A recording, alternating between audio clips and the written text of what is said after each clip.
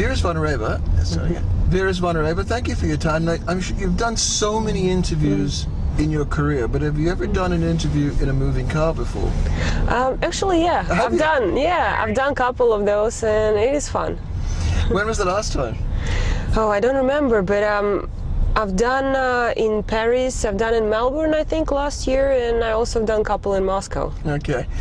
Do you get used to the interviews and the press conferences? And I mean, you've been on the tour for so long now, you've probably done 1,000 of them.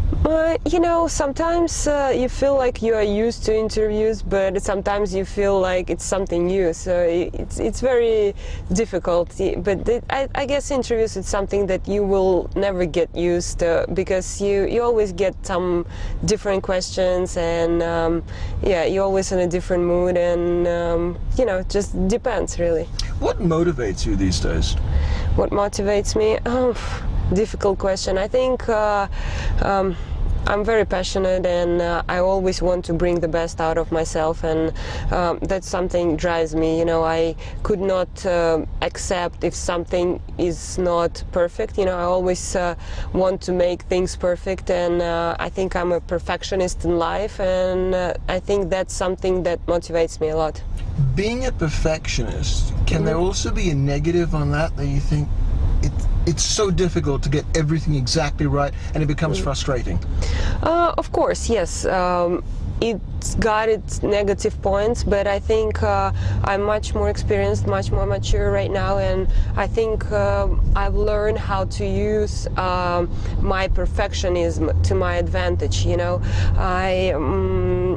I think I want it perfect, but I know that you know, tennis is not perfect, life is not perfect, so you always have to overcome yourself, and you always have to try to make things better, and that's what I'm trying to do every day. And I think I grew a lot and matured a lot, and I learned how to do it. But I would say a few years back, and when I was younger, I think it was definitely you know, more difficult for me to do that, and I think you know, my perfectionism was playing more of a negative role to me, but right now I think I'm using it to my advantage. How important is it for you to be doing something other than tennis even when you're on the tour?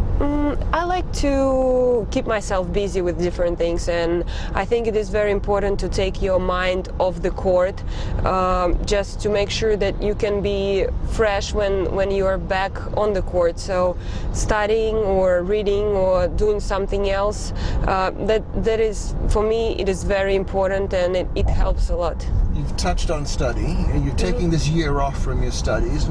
How important are those degrees for you?